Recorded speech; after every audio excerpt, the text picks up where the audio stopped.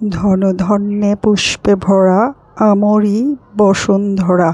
এই গানের কলিটা খুব মনে পড়ছে আজ আমার এক খালাতো ননদের বাড়িতে এসে। কাপাসিয়াতে আমি আমার এক ননদের বাড়িতে এসেছি। ওর বাড়িতে চতুর্দিকে এত সুন্দর মনোরম পরিবেশ, কি সুন্দর ফুলে ফুলে ভরপুর, মনটাই ভরে গেল। যাই হোক, ওর বাড়িতে এমনই আরও অনেক কিছু আছে দেখানোর মতো। পর্যায়ক্রমে আমি আপনাদেরকে দেখাবো। ওর জন্য আপনারা দোয়া করবেন, ওরা যেন ভালো থাকে। তো ওর এখানে এসে আমি একটা জিনিস আবিষ্কার করলাম, যেটা আমি কখনোই দেখিনি। একদম গাছ থেকে টাটকা খেজুরের রস পেড়ে তারপর কীভাবে গুড় তৈরি করে সেইটা আমি আজ আপনাদের সাথে শেয়ার করব। এর আগে আমি কখনো দেখিনি।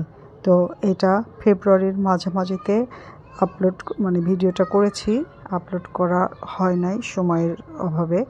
যাই হোক, আমি সেই গুড় বানানোটা আজকে আপনাদের সাথে শেয়ার করব।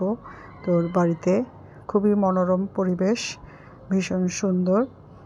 যাই হোক, এই যে এটা ওর ছাদ, আর এর আগে আশেপাশে দেখিয়েছি। এই যে মাটির কলস, এইগুলোর ভিতর থেকেই খেজুরের গাছ থেকে সরাসরি রস পেরে এনে এই যে এখানে সরাসরি জাল দিচ্ছে। বড় একটা কড়াইয়ে একদম খড়ির চুলায় গনগনে আগুনে জাল হয়ে যাচ্ছে খেজুরের রসটা, আর তৈরি হবে এটা দিয়ে সুস্বাদু, মুখে লেগে রাখার মতো খেজুরের ঝোলা গুড়। এটাই আরও বেশি জাল দিয়ে প্রসেস করে এটা দিয়েই পাটালি গুড় তৈরি করে। যাই হোক, আজকে তৈরি করবে খেজুরের ঝোলা গুড়। চতুর্দিকে ভীষণ সুন্দর একটা ফ্লেভার ছড়িয়ে পড়েছে, গোটা বাড়ি মমো করতেছে গন্ধে, এত মজার সুন্দর সুবাস।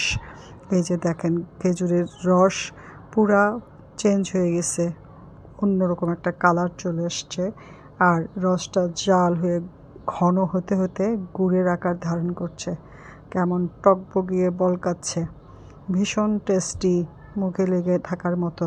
তা আপনাদের যদি এই গুড়টা দরকার হয় তো কমেন্ট বক্সে প্লিজ যোগাযোগ করবেন।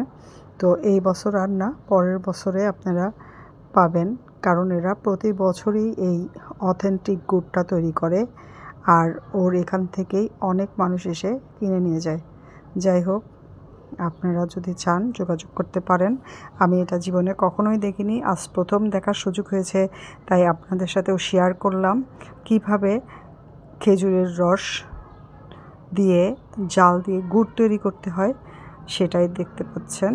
এই যে গুড়টা অনেকটা ঠান্ডা হয়ে গেছে, এখন এটা ছাঁকনা দিয়ে সেকে বিভিন্ন কন্টেনারে এটা জমা করবে। তো সবাই ভালো থাকবেন, যে যেখানে আছেন আমাদের জন্য দোয়া করবেন। আল্লাহ হাফেজ।